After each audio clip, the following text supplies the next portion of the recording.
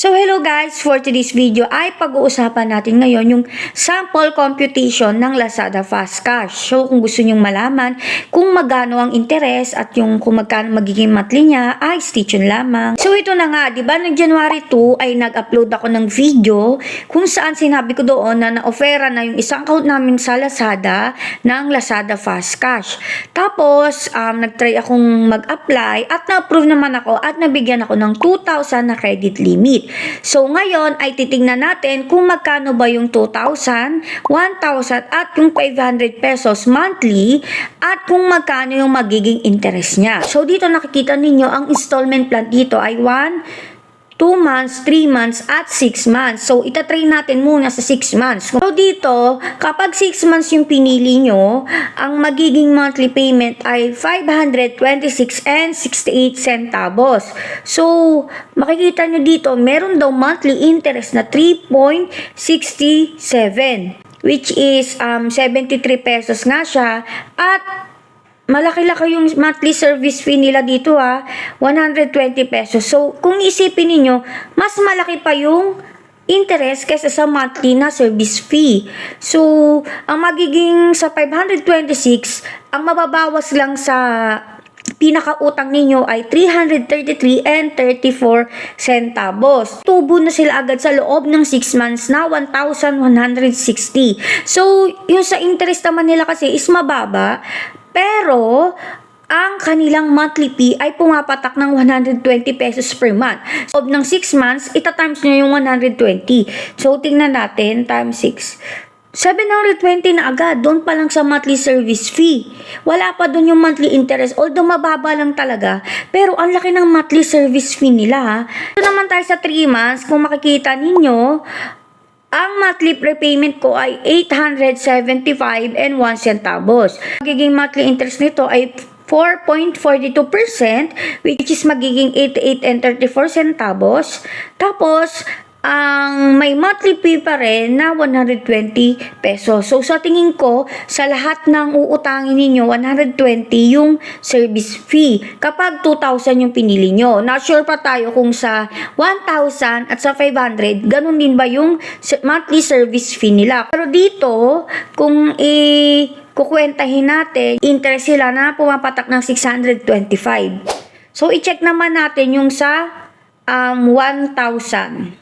So, dito makikita nyo sa 1,000, 263 and 34 centavos yung babayaran yung monthly.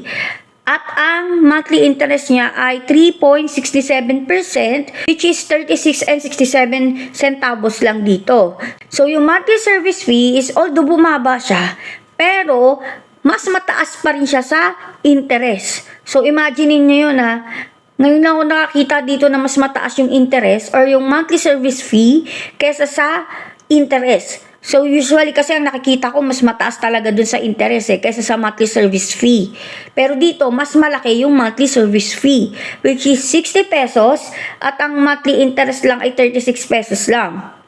So, kung magbabayad kayo ng 6 months ng 263 and 34 centavos, 1,580. May tubo sila na 580 pesos. So, naman sa 3 months, ang monthly payment ng 1,000, ang monthly payment ng 1,000 ay 437 and 51 centavos. So, dito makikita nyo pa rin yung sa monthly service fee, mas mataas pa rin siya kaysa sa interest. Kasi imagine niyo 44 pesos lang ang interest dito. Kasi naman, kung sa 500, so ito, although kasi isa lang yung nakita ko dito, which is yung good for 1 month lang, pero kapag 1 month yung kinuha ninyo, may monthly interest siya na 6%, which is 30 pesos lang din naman, pero dito yung monthly service fee niya ay 30 pesos din.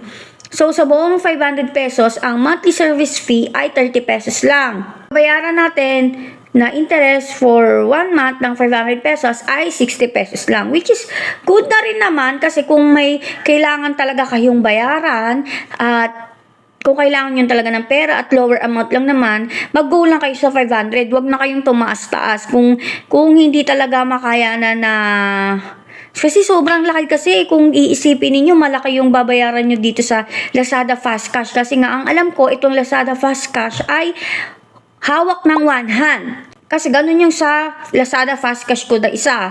Ang may hawak ay yung one hand. So, hindi si Lazada mismo yung may hawak nito. Loan provider ng Lazada Fast Cash ay ang one hand. So, mataas siya. So, pumapatak na 3% to 6% yung monthly interest nila. Pero, may kasama pang monthly service fee. So, doon talaga tayo nagkakaproblema kasi nga, may interest na tapos may monthly service fee pa, di ba? Kaya kung meron na kayong Lazada Fast Cash, ay double check nyo muna, tignan nyo yung computation at yung monthly interest at yung monthly service fee. At magdalawang isip talaga kayo kasi nga, masyado siyang malaki. For me, ewan ko lang sa inyo. Pero para sa akin talaga ay hindi worth it kumuha ng malaki dito sa Lazada Fast Cash. Although, pwede sigurong 500 lang, ganun. Kasi nga 60 pesos lang naman yung interest nila kasama yung monthly service fee. Pero kung malaki na yung kukuha ninyo, ay parang hindi na worth it. Parang sobrang mahal na niya at sobrang laki na ng babayaran ninyo. So, yun nga no. Sana may natutunan kayo sa video na ito. Thank you for watching. Yun lang!